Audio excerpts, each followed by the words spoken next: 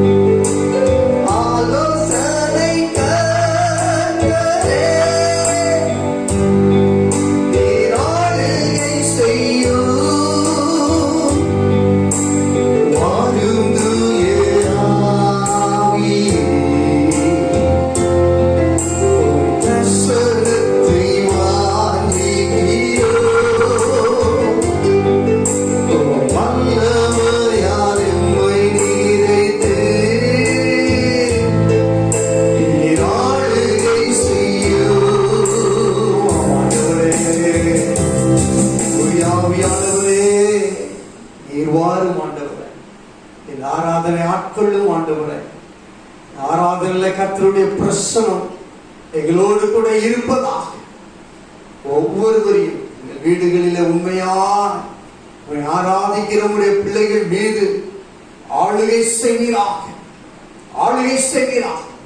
எங்கள் துதி வேலைகள் ஆண்டவரே பொறுப்படுத்திக் பாடி துதிக்கிற வேளையில கர்த்தருடைய ஆவியானவர் அபிஷேகித்தர்.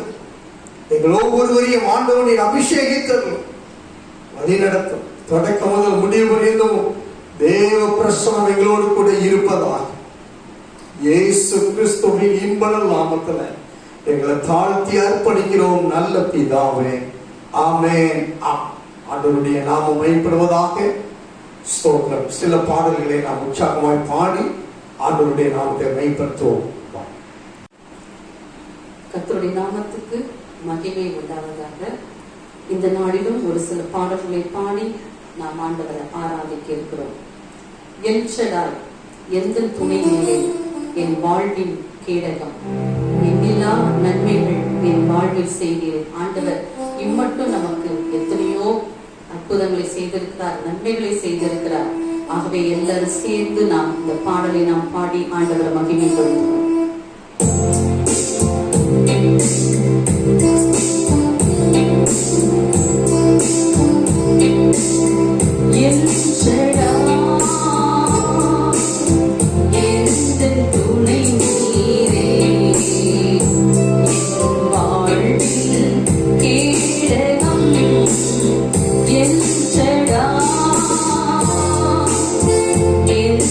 துணை நீரே, என் வாழ்வில்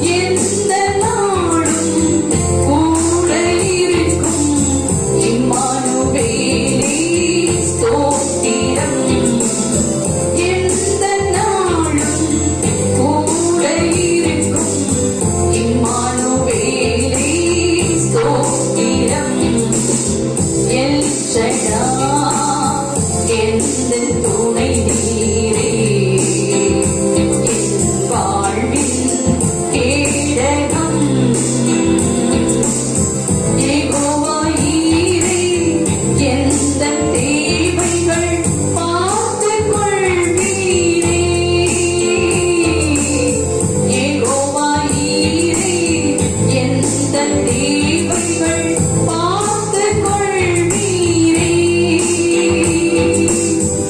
எந்தன் வாழ்வின் சமாதானமே யெகோவா ஷாலோம் ஸ்தோத்திரம்.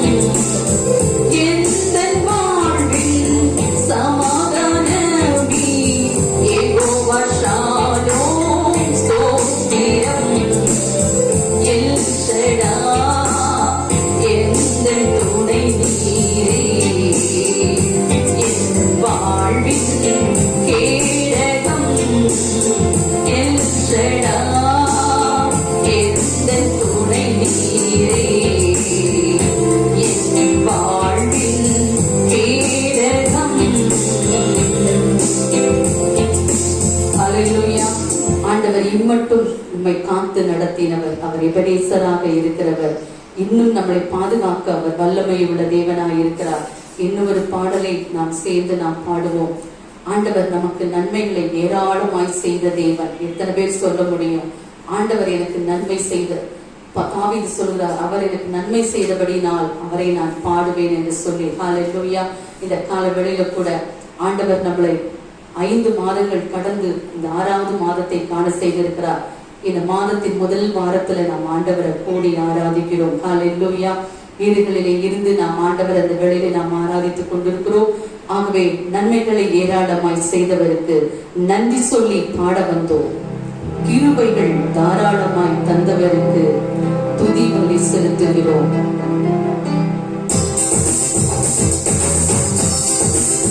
எல்லாரும் உற்சாகமாய் கரங்களை தட்டி நாம் சேர்ந்து நாம் பாடுவோம். நன்மைகளை ஏராளமாய் செய்தவருக்கு நன்றி சொல்லி பாட வந்தோம். கிருபைகள் தாராளமாய் தந்தவருக்கு துதி பலி செலுத்துகிறோம்.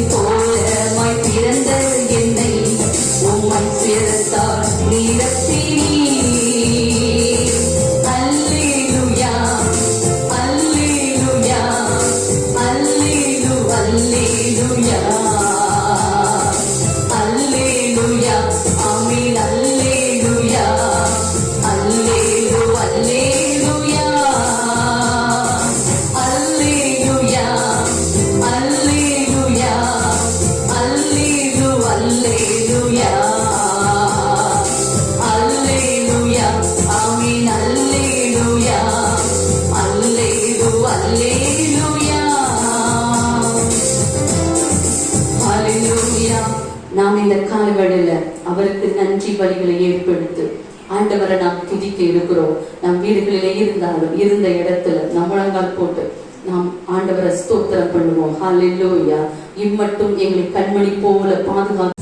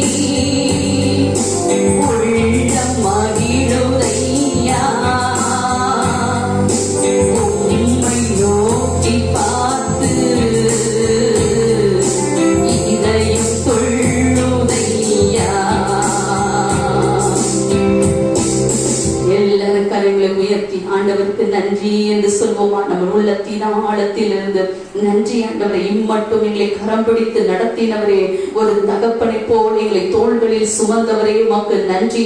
எங்களை காயங்கள் எல்லாம் மாற்றினவரே, எங்களை கண்ணீரை துடைத்தவரே உமக்கு நன்றி.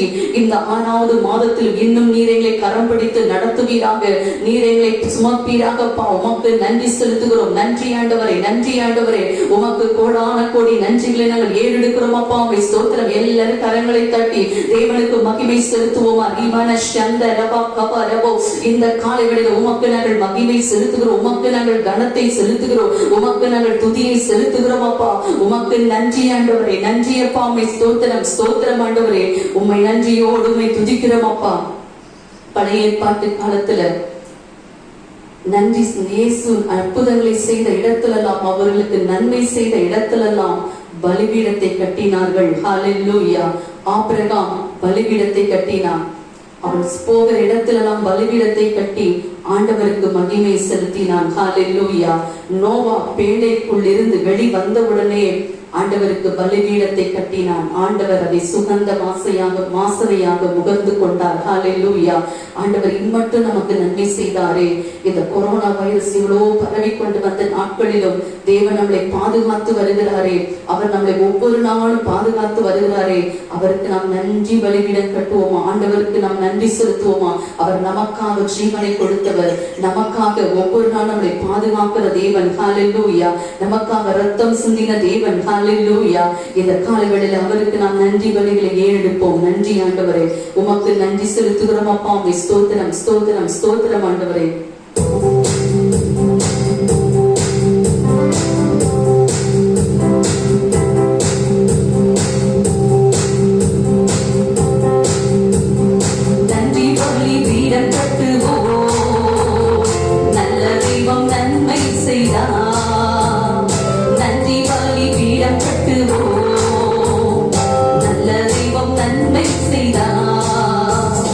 செய்த நன்மை ஆயிரங்கள்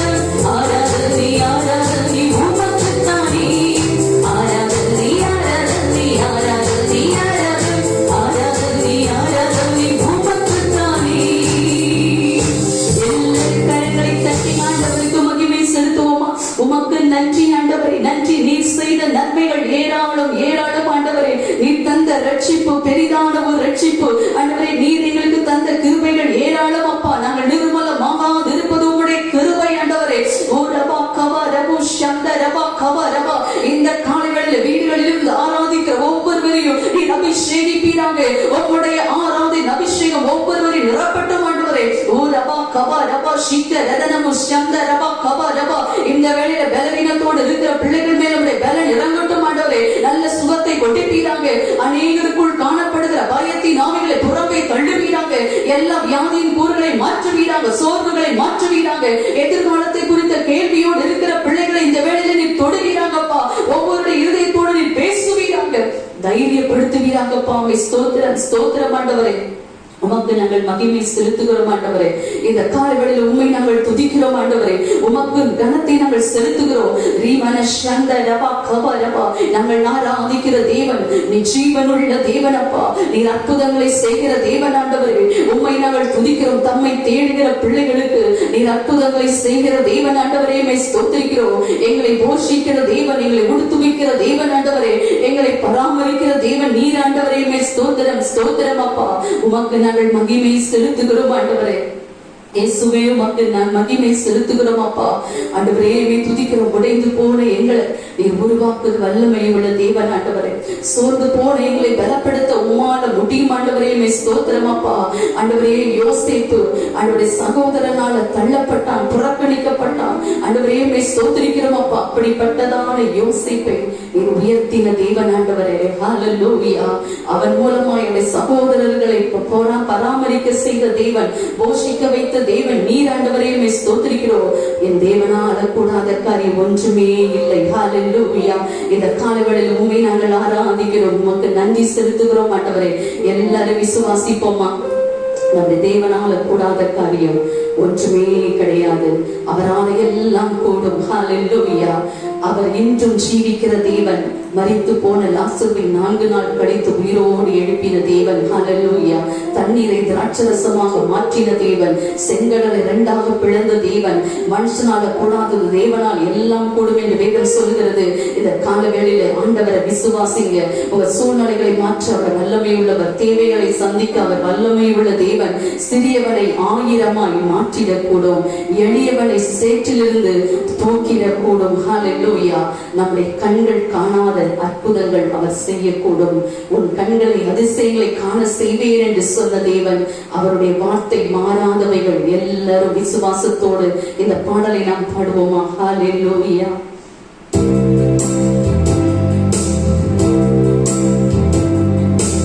உடைந்து போன என்னை உருவாக்கிடக்கூடும். தள்ளப்பட்ட என்ன தலைவனாக்கிடக்கூடும். உடைந்து போன என்ன உருவாக்கிடக்கூடும்.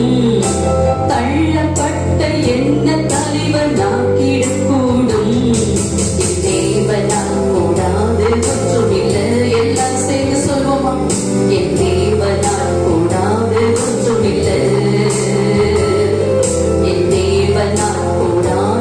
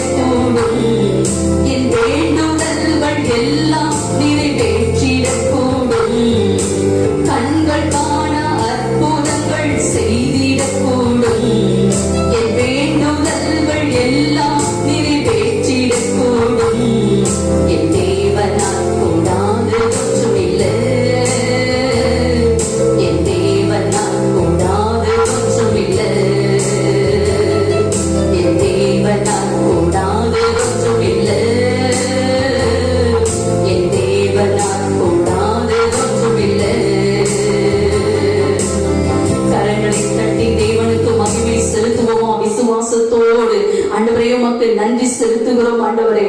அப்பா, தள்ளப்பட்டதான ஒரு யோசேப்பை பார்வோன் முழுமையும் ஒரு தலைவனாக நீர் மாற்றின தேவன் ஆண்டவரே. உடைந்து போன எங்களுடைய வாழ்க்கையை உருவாக்க உமால முடியும் ஆண்டவரே. சிறியவன் 1000 ஆண்டவரே, அப்பா நீ பலத்த ஜாதி மாவான் என்று சொன்னீங்க. சின்னவன் 1000 ஆண்டவரே, சிறியவன் பலத்த ஜாதி மாவான் என்று சொன்னீங்க ஆண்டவரே. இந்த காலை வேளையிலே ஆண்டவரே உம்மை துதிக்கிறோம் அப்பா. ரீமன ஷந்த ரபா கவ ரபா ஊக்க ரெகனமு ஷந்துன இவி யந்தன ஷீக்க ரெகனா. ஒவ்வொருவர் இந்த காலை வேளையில் அனல் மூட்டி எழுப்புகிறாங்க.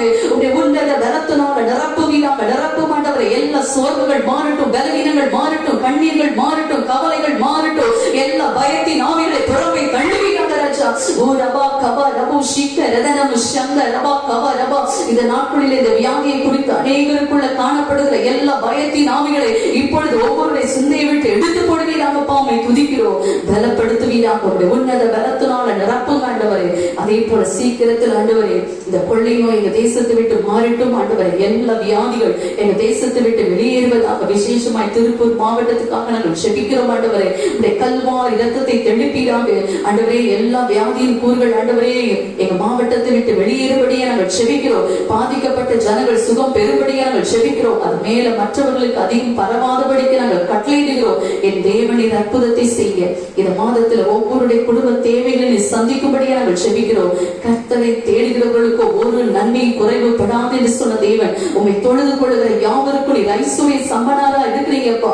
ஒவ்வொருடைய தேவைகளை சந்தித்து அற்புதங்களை செய்வீராக. நீர் அவர்களை போஷிப்பீராக, பராமரிப்பீராக, பாதுகாத்துக் கொள்வீராக.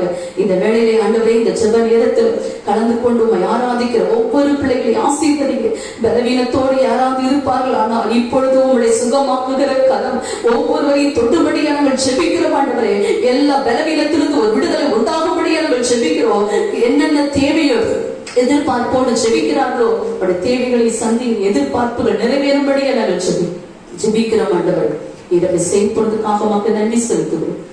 சீக்கிரத்துல ஆலயங்கள் திறக்கப்பட நாங்கள் சேர்ந்து ஆராதிக்க, சபையில் வந்து ஆராதிக்க நீ திரும்ப செய்து இதை செய்ய போறதுக்காக நன்றி. எல்லா துதி கன மகிமையா உமக்கே செலுத்துகிறோம். இயேசுவின் நாமத்தில் பிதாவே. ஹல்லேலூயா. ஸ்தோத்திரம். ஆண்டவருடைய பரிசுத்த நாமம் மகிமைப்படுவதாக. உங்களை மறுபடியும் இந்த காணொளி மூலமாய் சந்திப்பதில் மிகுந்த மகிழ்ச்சி அடைகிறோம். ஆண்டவர் கடந்த 5 மாதங்கள் கனின் மணிபோடு நம்மை பாதுகாத்து வழிநடத்தி வந்தார். ஆண்டவருக்கே மகிமை உண்டாகட்டும். இந்த 6வது மாதத்திலேயும் ஆண்டவர் நம்மை கூட்டி சேர்த்திருக்கிறார். ஒருவேளை நம்ம ஆலயத்தில் கூட முடியாவிட்டாலும் நம்முடைய ஸ்தோத்திரம் ஆவியில ஒரு மனதின் ஆவியை கர்த்தர் கொடுத்து ஸ்தோத்திரம் வீடுகளிலே நாம் அமர்ந்திருந்த ஆண்டவரை ஆராதித்தாலும் நமக்குள்ள ஆண்டவர் ஒரு மனதை கர்த்தர் கொடுத்திருக்கிறாரா? கர்த்தருக்கே மகிமை உண்டாகட்டும். இந்த 6வது மாதத்தில் இந்த 1வது ஓய்வு நாள்ல உங்களை சந்திப்பதில் மிகுந்த மகிழ்ச்சி அடைகிறேன். வசனத்தை ஒரு வாசிக்க கேட்போம். ஆதியாகமத்தின் புஸ்தகம் 45ஆம் அதிகாரம் 11ஆம் வசனத்தை நாம் வாசிக்க கேட்போம். ஆதியாகமத்தின் புஸ்தகம் 45ஆம் அதிகாரம் 11ஆம் வசனம். உமக்கும் உம்முடைய குடும்பத்தாருக்கும் உமக்கு இருக்கிற யாவற்றிற்கும் வறுமை வராதபடிக்கு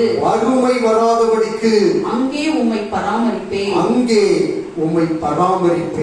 இன்னும் 5 வருஷம் பஞ்சம் இருக்கும் என்று உம்முடைய குமாரனாகிய யோசேப்பு சொல்ல சொன்னார் என்று சொல்லுங்கள் என்றார். 50ஆம் அதிகாரம் 21ஆம் வசனத்தை வாசிங்க. ஆதியாகமம் 50ஆம் அதிகாரம் 21ஆம் வசனம். ஆதலால் பயப்படாதிருங்கள், நான் உங்களையும் உங்கள் குழந்தைகளையும் பராமரிப்பேன் என்று அவர்களுக்கு ஆறுதல் சொல்லி அவர்களோடே பட்சமாய் பேசினான். ஆண்டவருடைய பரிசுத்த நாமம் மகிமைப்படுவதாக. கண்களை மூடுவோம், நாம் ஜெபம் பண்ணுவோம். ஆண்டவரே, அருமையான யோசேப்புடைய ஆண்டவரே நாவில கர்த்தர் இந்த வார்த்தையை போட்டி ஆண்டவரே வயது முதிர்ந்த அவருடைய தகப்பனா அவனை 20 வெள்ளி காசு வாங்கி அவனை விற்று போட்டதான உடன் பிறந்த சகோதரர்களை பராமரிப்பேன் என்று சொல்லி பட்சமாய் பேச, ஆறுதலாய் பேச கர்த்தருடைய ஆவியானவர் யோசேப்புடைய நாவில வார்த்தையை போட்டது போல இன்னைக்கு உங்களுடைய பிள்ளைகளை ஆண்டவரே பராமரிப்பேன் என்று சொல்லி நீர் உம்முடைய ஊழியக்காரனாகிய எங்கள் மீது, எங்கள் நாவின் மீது ஆண்டவர் இந்த வார்த்தையை போட்டிருக்கிறக்காக நன்றி செலுத்துகிறோம். கர்த்தர் பேசும் நாங்கள் கேட்கிறோம். இயேசுவின் நாமத்தால கடந்த 5 மாதங்கள் கண்ணின்மணி போல பாதுகாத்தீர். இந்த 6வது மாதத்துல கர்த்தர் எங்களை பராமரிக்கும்படியா, நான் உங்களை பராமரிப்பேன் என்று சொன்ன வார்த்தையின்படி கர்த்தர் எங்களை பராமரிக்கும்படியா சமூகத்தில் நாங்கள் கூடி வந்திருக்கிறோம். தேவனோடு பேசும் நாங்கள் கேட்கிறோம். இயேசுவின் நாமத்தில் ஜெபிக்கிறோம் நல்ல பிதாவே. ஆமென், ஆமென். ஆண்டவருக்கே மகிமை உண்டாகட்டும். எனக்கு அருமையான தேவ ஜனமே, ஆண்டவர் இந்த 6வது மாதத்துல கர்த்தர் நம்மோடு பேசுகிற ஒரு வார்த்தை என்னவென்றால், ஆண்டவர் நான் உங்களை பராமரிப்பேன் என்று சொல்கிறார். ஆண்டவர் உங்களை பராமரிக்க வல்லமை உள்ள தேவனாய் இருக்கிறார். பழைய பாட்டிலே யோசேப்பு, புதிய பாட்டிலே இயேசுவுக்கு ஒப்பனையாக சொல்லப்படுகிறது. எனக்கு அருமையான தேவ பிள்ளையே, இயேசு உன்னை பராமரிப்பார். என் தேவன் உன்னை பராமரிக்கிறான். இங்கே பார்க்கிறோம், யோசேப்பு அவன் அடிமையாக விற்கப்பட்டவனாய் எகிப்து தேசத்துக்கு போனான். அங்கே பார்வோன் கண்ட சொப்பனத்துக்கு பதில் அர்த்தத்தை தெளிவாக கர்த்தருடைய கிருபையினால சொன்னபடியால் பார்வோன் தன் கையிலே போட்டிருந்த அந்த முத்திரை மோதிரத்தை கழட்டி யோசேப்பு கையிலே போட்டு வைத்து யோசேப்பை சமஸ்த எகிப்து தேசத்திலேயும் சோத்திரம் உயர் அதிகாரியாய் வைத்தான். ஆண்டவர் 7 வருஷம் பஞ்சம் இருக்கும். முதல் 7 வருஷம் நல்ல செழிப்புண்டாகும், வெள்ளாமையில நல்ல செழிப்புண்டாகும், விவசாயத்தில் நல்ல செழிப்புண்டாகும். அதன் பிற்பாடு ஒரு 7 வருஷம் பஞ்சம் உண்டாகும், பயங்கர பஞ்சம் உண்டாகும் என்று ஆண்டவர் சொப்பனத்தின் மூலமாய் பார்வோனோடு பேசினார். அந்த சொப்பனத்துக்கான விளக்கம் அறியாதவனாய் பார்வோன் கலங்கி போய் இருந்தான். அப்பொழுது யோசேப்புக்கு கர்த்தருடைய ஆவியானவர் தெளிவாய் பேசி அந்த 7 வருடங்கள் செழிப்பை குறித்தும் 7 வருடங்கள் பஞ்சத்தை குறித்தும் தெளிவாக ஆண்டவர் யோசேப்போடு பேசினார்.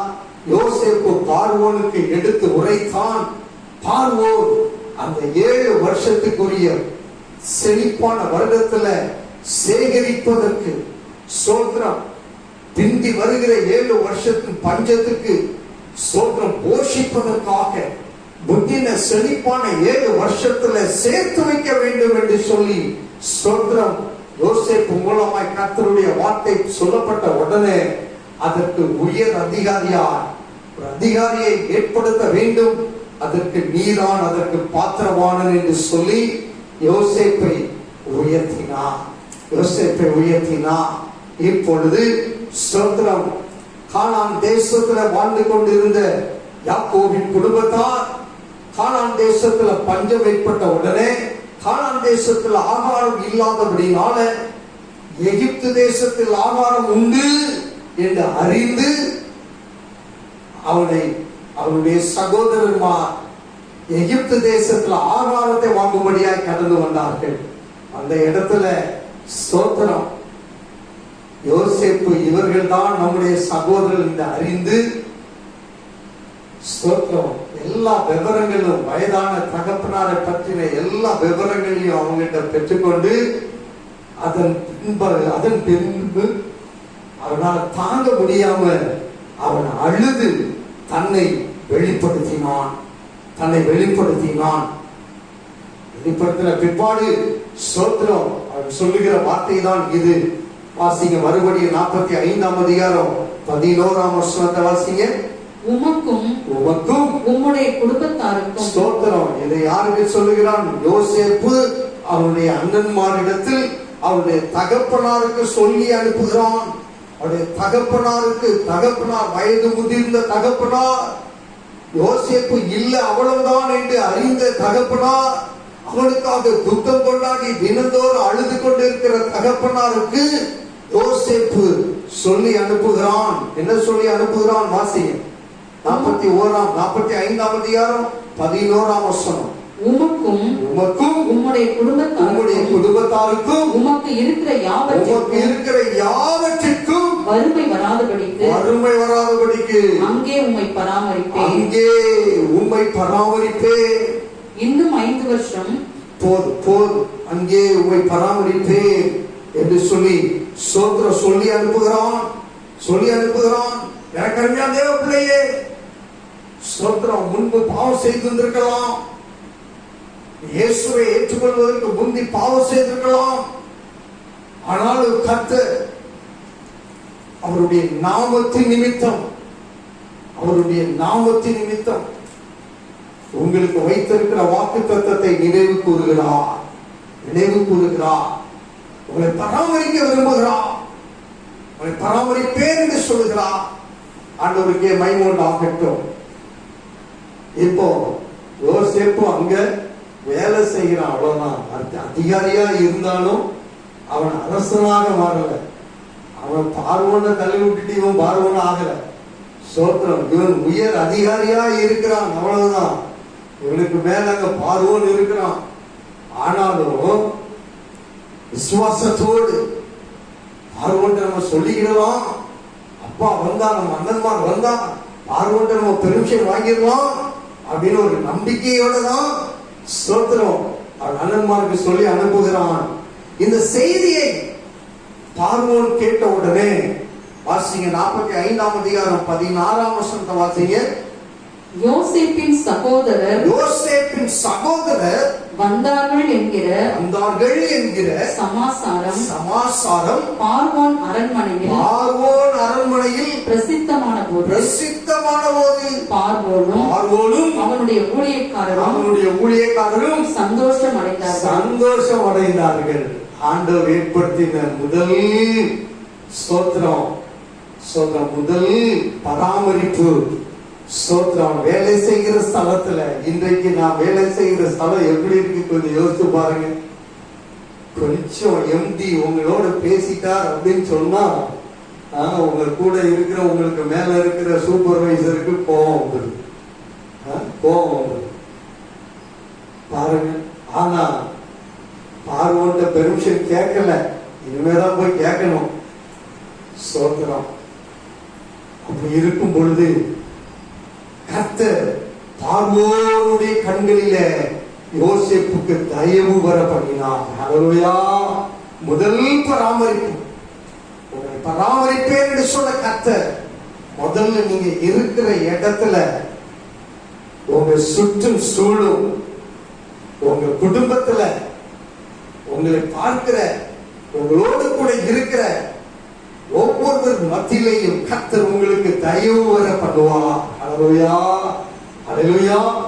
எஸ்தர் அவள் சோத்திர சூசான் அரண்மனையில சோத்திர கன்னிமாடத்துல சோத்திரம் அவள் இருக்கிற வேலையில ஏகாயினிடத்தில் முதல் கணம் தயவு பெற்றாள் என்று பார்க்கிறோம். தேவன் தெரிந்து கொண்ட சகோதர சகோதரிமாரை ஆண்டவர் சுற்றிலும் இருக்கிற ஜனங்கள் மத்தியில ஸ்தோத்திரம் நல்ல தயவு வர பண்ணுகிற தேவன் பராமரிக்கிறார். வாசிங்க 16ஆம் வசனத்தை மறுபடியும் வாசிங்க. 45ஆம் அதிகாரம் 16ஆம் வசனம். யோசேப்பின் சகோதரர் வந்தார்கள் என்கிற சமாசாரம் பார்வோன் அரண்மனையில் பிரசித்தமான போது பார்வோனும் அவனுடைய ஊழியக்காரரும் சந்தோஷம் அடைந்தார்கள். அதுக்கு அடுத்த வசனம் வாசிங்க. பார்வோன் யோசேப்பை நோக்கி நீ உன் சகோதரரோடே சொல்ல வேண்டியது என்னவென்றால் கொஞ்சம் பயந்திருப்பான். அந்த இடத்துல நம்மளாம் இருந்தா அப்படியே கொஞ்சம் திட்டு வந்திருக்கும். என்ன சொல்ல போறாரோ, இவன் முதல்ல சொல்லி அனுப்பிட்டான், அங்க வாங்க நான் உங்களை பராமரிக்கிறேன்ட்டான். சோத்திரம். இப்போ பார்வோனுக்கு தெரிஞ்சு போச்சு, உள்ளத்துக்குள்ள சந்தோஷம் இருக்கு, எல்லாம் ரைட்டு சார். ஆனா என்ன சொல்ல போறார்? வாசிங்க, தொடர்ந்து வாசிங்க. உங்கள் கழுதைகளின் மேல் பொதி ஏற்றிக்கொண்டு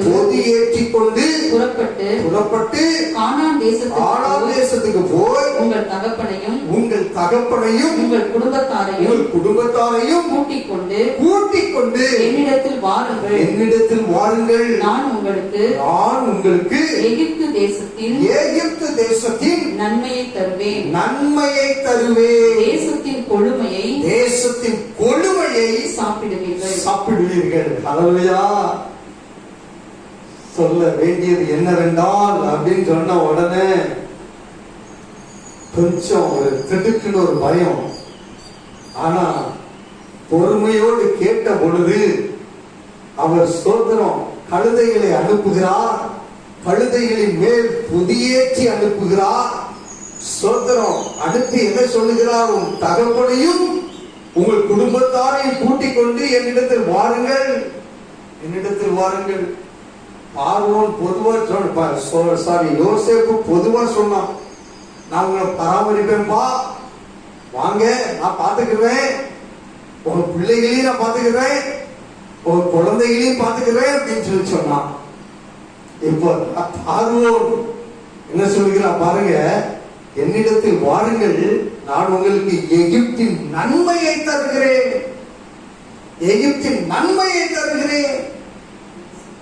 என்ன அந்த எகிப்தின் நன்மை? வாசிங்க பார்க்கலாம். ஆதியாகமத்தின் புஸ்தகம் 41ஆம் அதிகாரம், 29-36 ரெண்டு வசனங்களை வாசிங்க.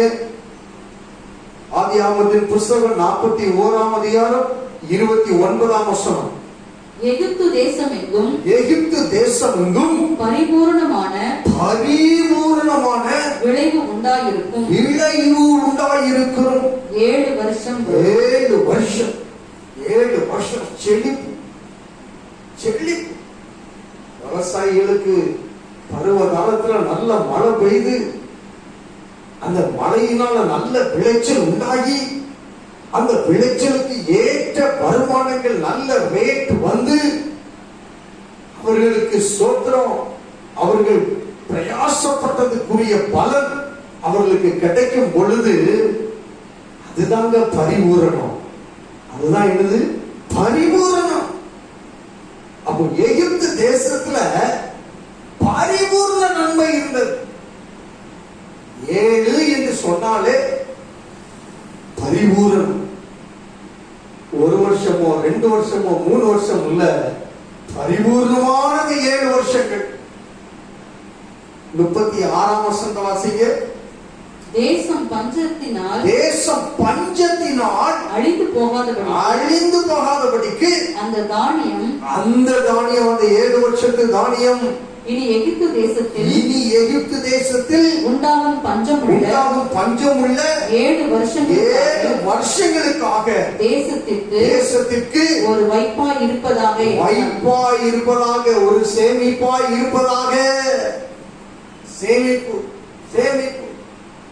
ஸ்தோத்திரம். இந்த எகிப்தின் நன்மைகளை உங்களுக்கு தருவேன். மாத்திரமல்ல, தேசத்தின் கொழுமையை பெஸ்ட் இருக்கிறதுலே பெஸ்ட் யாருக்கு அப்படின்னா யோசேப்புடைய குடும்பத்தாருக்கு.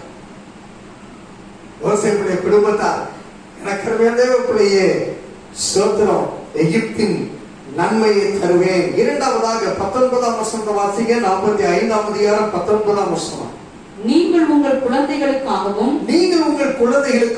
உங்கள் மனைவிகளுக்காகவும் வண்டிகளை எகிப்து தேசத்திலிருந்து கொண்டு போய் அவர்களையும் உங்கள் தகப்பனுடனே ஏற்றி கொண்டு வாருங்கள். விட்டு போட்ட சகோதரமார் அவங்க மட்டும் வந்தாங்க. அவங்க பிள்ளைகளையோ அல்லது அவங்க மனைவிகளையோ கூட்டு வரல. காரணம் என்ன? யோசேப்பு கண்ட சொப்பனத்துல சோத்திரம் முதல்ல அவ பார்த்தது 11 கதிர்கட்டு. 11 கதிர்கட்டு. 12, 13, 15, 17 கிடையாது. 11 கதிர்கட்டு. ஸ்தோத்திரம். அந்த 11 கதிர்கட்டு யாரு? அவங்க அண்ணன்மார் தான். அண்ணன்மாருடைய பிள்ளைகளோ அண்ணன்மாருடைய மனைவிகளோ கிடையாது. ஆகவே எனக்கு தேவ பிள்ளையே ஸ்தோத்திரம். பாருங்க, அவங்க மனைவி பிள்ளைகள் எல்லாம் ஊர்ல கானான் தேசத்துல அங்க வைத்து விட்டு இவர்கள் மட்டும் ஆகாரத்தை வாங்கி கொண்டு போகும்படி வந்திருக்கிறார்கள். நீங்க பார்வோன் உங்க மனைவிகளையும் அவங்க பிள்ளைகளையும் அவங்க சொல்ற தகப்பனாரை, வயது முதிர்ந்த தகப்பனாரை கூட்டிக் கொண்டு வருவதற்கு வாகன வசதிகளை அனுப்புகிறார். வாகன வசதிகளை அனுப்புகிறார். வாகன வசதிகளை அனுப்பினார். இதான் பராமரிப்பு. முதல்ல ஆண்டவர் என்ன பண்ணாரு? ஸ்தோத்திரம், தயவு யார்கிட்ட இருந்து வரணுமோ அவங்களை கரெக்டா பிடிச்சிருவாரு. கரெக்டா அந்த தயவு கொடுக்கக்கூடிய அந்த நபர் வந்துட்டாங்க அப்படின்னா எல்லாம் ஆட்டோமேட்டிக்கா வந்துடும். எல்லா பராமரிப்பும் ஆட்டோமேட்டிக்கா வந்துடும். பாருங்க, யோசேப்பு உன் சகோதரமாரிடத்தில் சொல்ல வேண்டியது என்னவென்றால் அப்படின்னு சொன்ன உடனே நம்மளுக்கு பயம் வந்துச்சு. ஆனால் அவங்கள உங்க குடும்பத்தார் எல்லாரையும் நீங்க கூட்டிட்டு வாங்க என்று சொன்ன உடனே ஸ்தோத்திரம். அது மாத்திரமல்ல, அவர்களுக்கு வாகன வசதிகளை ஏற்படுத்தி அவர்களை அழைத்துக் கொண்டு வாருங்கள் என்று சொன்னார். அடுத்து வாசிங்க, 20ஆம் வசனம் வாசிங்க. அந்த 45ஆம் அதிகாரம் 20ஆம் வசனம். உங்கள் தட்டுமுட்டுகளை குறித்து கவலைப்பட வேண்டாம். எகிப்து தேசம் எங்கும் உள்ள நன்மை உங்களுடையதா இருக்கும் என்று சொல்லி, ஒரு ஊரை விட்டு ஒரு ஊருக்கு வந்தா நம்ம வீட்டு ஜாமான்கள் எல்லாம் பிறகிட்டு வர்றதுக்கு அள்ளிட்டு வர்றதுக்கு நம்ம யோசிக்கிறோம். டிரான்ஸ்பர் ஆகி ஒரு ஊரை விட்டு ஒரு ஊருக்கு வரும்போது வாகன வசதிகளுக்கு வாகனங்களுக்கு பணம் செலவு பண்றோம். பொருட்களை எல்லாம் அள்ளிட்டு வரோம். ஏன்னா அங்க போய் நம்மளுக்கு தேவையே அப்படின்னு நினைச்சு. ஆனா இங்க பார்வோன் பாருங்க, வாகனத்தை அனுப்புறது மட்டும் இல்ல, அங்கிருந்து நீங்க உங்க பொருட்களை கொடுத்துல கவலைப்பட வேண்டாம். உங்க பொருட்களை உங்க கட்டில கலத்தணும், உங்க பீரோவை தூக்கிட்டு வரணும், கவலைப்படாதீங்க. எல்லாம் இங்க இருக்கு. வீட்டுல ஃபேன் கிடக்கா, இங்க இருக்கு, கவலைப்படாதீங்க. லைட் கிடக்கா, இங்க இருக்கு. எதுக்கு நீங்க அங்கிருந்து கலந்துட்டு வரீங்க? இங்க இருக்கு என்று சொல்லி ஸ்தோத்திரம் சொல்லுகிறார். மறுபடியும் வாசிக்க பார்க்கலாம். 20ஆம் அதிகாரம். உங்கள் தட்டுமுட்டுகளை குறித்து கவலைப்பட வேண்டாம். எகிப்து தேசம் எங்கும் உள்ள நன்மை உங்களுடையதா இருக்கிறது சொல்லி உனக்கு நான் இட்ட கட்டளைப்படியே செய். ஒன்னும் தவறிடக்கூடாது. நான் சொன்னது எல்லாத்தையும் உங்க அண்ணமாட்ட சொல்லிடு என்று சொல்லி ஸ்தோத்திரம். பார்வோன் யோசேப்பை பார்த்து சொல்லுகிறார். வாசிங்க 21ஆம் வசனம் வாசிங்க. இஸ்ரவேலின் குமாரர் அப்படியே செய்தார்கள். யோசேப்பு பார்வோனுடைய கட்டளையின்படியே அவர்களுக்கு வண்டிகளை கொடுத்ததுமன்றி வழிக்கு ஆகாரத்தையும் கொடுத்து விட்டான். வண்டிக்கு வெறும் வண்டியை அனுப்பிவிடல, வண்டிக்கு ஆகாரத்தையும் கொடுத்து அனுப்பிவிட்டா. போற வழியில இவங்களுக்கு பசிக்கும், அது போற வழியில சாப்பிடுறதுக்கு ஆகாரத்தையும் அனுப்பிவிட்டான். வாசிங்க, படம் வாசிங்க 22. அவர்களில் ஒவ்வொருவனுக்கும் மாற்று வஸ்திரங்களையும் கொடுத்தான். மாற்று வஸ்திரங்களையும். ஒருவேளை நான் நினைக்கிறேன் போறதுக்கு 4 நாள் 5 நாள் 6 நாள் அப்படி ஆயிருக்கலாம். அதனால ஸ்தோத்திரம், மாற்று வஸ்திரங்களையும் கொடுத்து அனுப்பிவிட்டான். வாசிங்க, பென்யமீனுக்கோ 300 வெள்ளிக்காசையும் 5 மாற்று வஸ்திரங்களையும் கொடுத்தான். வித்து போட்ட சகோதரர்களுக்கு எல்லாருக்கும் ஆளுக்கு ஒண்ணு. ஆமா, ஏன்னா பாவிகள் துரோகிகள், அதனால ஒண்ணு கொடுத்தான். ஆனா பென்யமீன் தன் தாயா ஸ்தோத்திரம் பெற்றெடுத்த அவனுடைய தம்பி, கூட பிறந்த ஒன்னா பிறந்த தம்பி ஸ்தோத்திரம், தம்பிக்கு 300 வெள்ளிக்காசை கொடுத்தான். மாத்திரமல்ல 5 மாற்று வஸ்திரங்களை கொடுத்தான். வாசிங்க.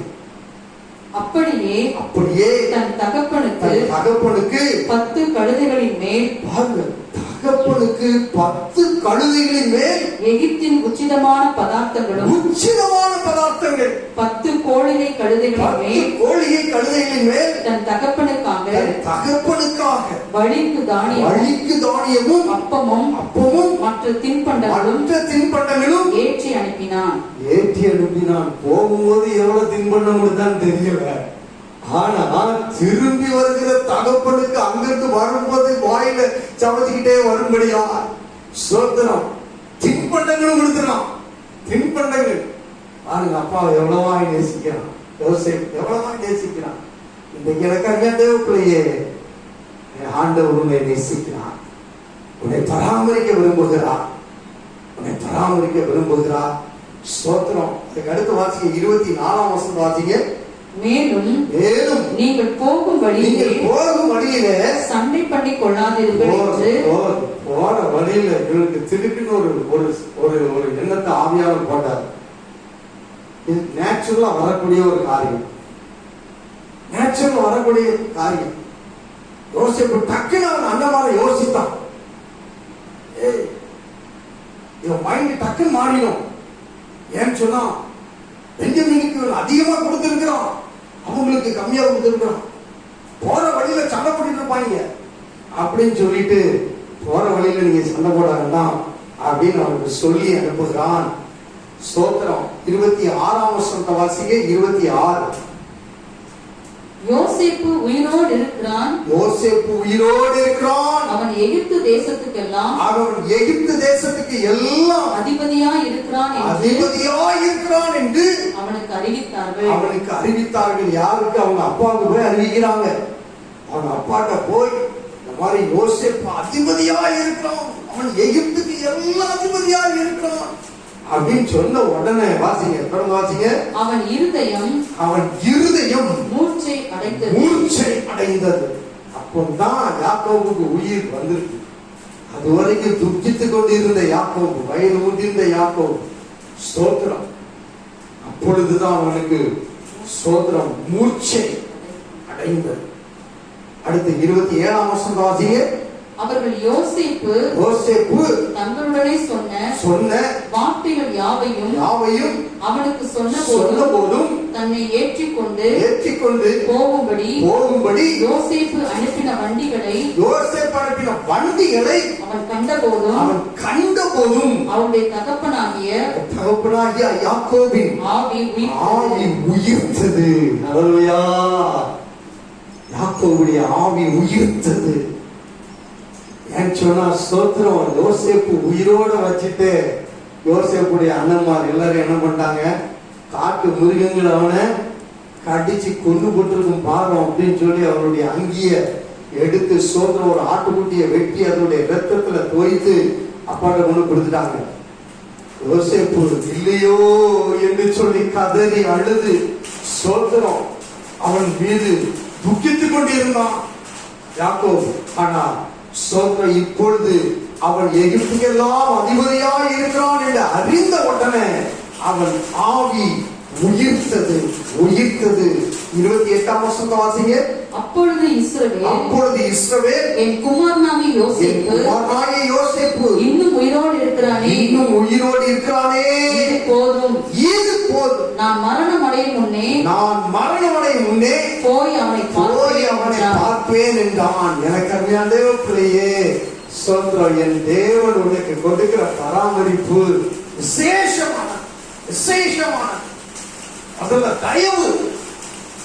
சுற்றிலும் இருக்கிற ஜனங்களிடத்தில் கர்த்தர் உனக்கு தயவை ஏற்படுத்துவார். அடுத்து சோத்திரம் தேவையான காரியங்களை சந்திப்பார். மாத்திரமல்ல, ஆண்டவர் சோத்திரம் உச்சிதமான காரியங்கள் உனக்கு கொடுப்பார். ஸ்தோத்திரம். நீ அதை பார்க்கும் போது அந்த காரியம் அந்த ஸ்தோத்திரம் எதிர்பார்க்கிற காரியம் வரும் பொழுது உன் இருதயம் ஸ்தோத்திரம் பூரிக்கும். அப்பொழுது சொல்லுவாய், இது போதும். அது இறக்கவே தேவ பிள்ளையே, இந்த மாதத்துல கர்த்தர் உனக்கு செய்ய போகிறார். நம்புறீங்களா? விசுவாசிக்கிறீங்களா? யோசேப்பு ஸ்தோத்திரம் புதிய ஏற்பாட்டின் காலத்துல இந்நாட்கள்ல கிறிஸ்து இயேசுவுக்கு சமமாக இருந்தார். அது எனக்கு அருமையான தேவ பிள்ளையே, இயேசு உனக்கு சொல்லுகிற ஒரு காரியம், நான் உங்களை பராமரிப்பேன். கண்களை மூடுவோம், நாம் ஜெபம் பண்ணுவோம். ஆண்டவரே, நாங்கள் உங்களை ஸ்தோத்திரிக்கிறோம்.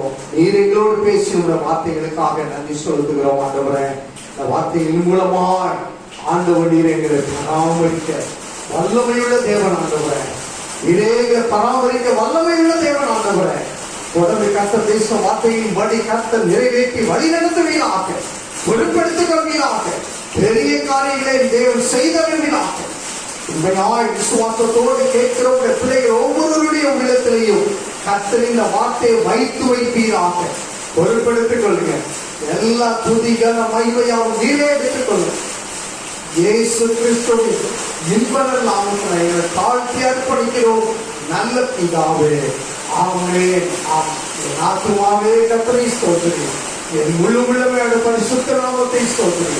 என் ஆத்துமாவே கர்த்தரை ஸ்தோத்திரி, அவர் செய்த சகல உபகாரங்களை மறவாதே. ஆமென். நம்முடைய கர்த்தராகிய இயேசு கிறிஸ்துவின் கிருபையும் பிதாவாகிய தேவனுடைய அன்பும் பரிசுத்த ஆவியானவருடைய அந்யோன்ய ஐக்கியமும் சிநேகமும் இப்பொழுதும் எப்பொழுதும் நம் அனைவரோடு கூட இருப்பதாக. ஆமென். கர்த்தருடைய ஆசீர்வாதம்.